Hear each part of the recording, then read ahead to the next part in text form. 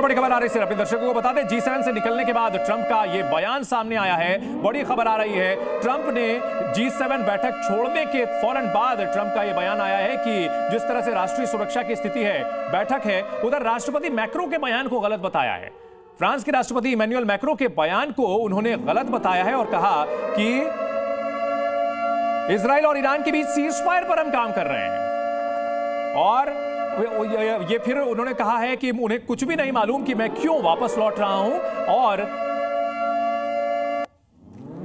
Trump का यह भी कहना है कि इसका सीज फायर से कोई लेना देना नहीं है। इस वक्त की बड़ी खबर आ रही है, डोनाल्ड ट्रंप का यह कहना है कि मैक्रो ने जो बात कही है वो बयान गलत है, मैं वापस जो लौट रहा हूं ये सीज फायर से इसका कोई लेना देना नहीं है, मच बिगर देन दैट, यानी उससे कहीं बड़ी बात है। दरअसल मैक्रो की ओर से यह कहा गया था कि ट्रंप जो वापस लौटे हैं कहीं ना कहीं सीज फायर को लेकर के वापस लौट रहे हैं, लेकिन ट्रंप का यह कहना है कि मैं उससे कहीं कुछ बड़ा करने जा रहा हूं। सिंगल सर, यह बहुत अहम बात है क्योंकि अमेरिका के राष्ट्रपति का यह कहना है कि वो सीज फायर की ओर नहीं जा रहे हैं, उस पर बात करने नहीं जा रहे हैं, उससे कहीं बड़ा करने जा रहे हैं।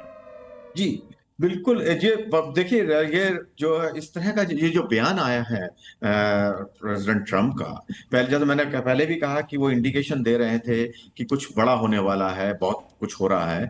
और यहाँ जब उन्होंने प्रेसिडेंट मैक्रोन को जो बिल्कुल एक तरीके से रिबट कर दिया है उनकी स्टेटमेंट को कि मैं सीज फायर के लिए काम कर रहा हूँ, तो लग रहा है कि अब प्रेसिडेंट ट्रंप कुछ इजराइल की जो रिक्वेस्ट है उसकी तरफ मूव कर रहे हैं।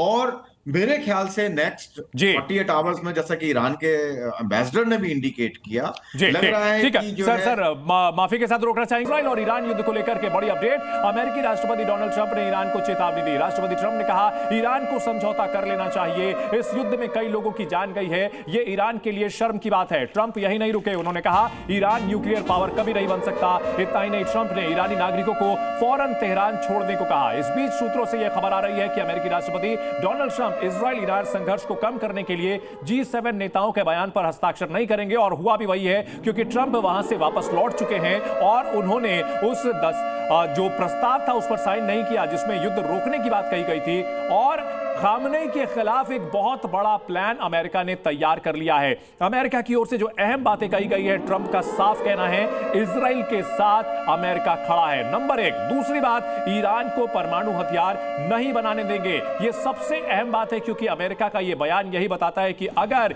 ईरान परमाणु बम बनाने के नजदीक पहुंचता है तो कोई भी बड़ी कार्रवाई अमेरिका भी कर सकता है। और ऐसे में यह बड़ी कार्रवाई अगर अमेरिका की ओर से की जाती है तो निश्चित तौर पर पश्चिम एशिया ही नहीं, पूरे मिडिल ईस्ट और तमाम देशों में यहां पर यह जंग की आग फैल सकती है। और ट्रंप ने ईरान को साफ साफ संदेश दिया है, परमाणु समझौता करो नहीं तो अंजाम भुगतो। ईरानी लोग तेहरान छोड़ दें, यह भी कहा है। धमाकों से तेहरान दहल रहा है और तेहरान की ओर से पलटवार जरूर किया जा रहा है, लेकिन कहीं ना कहीं इजराइल यहां हावी होता हुआ दिख रहा है क्योंकि उसके पीछे अमेरिका का हाथ साफ साफ है।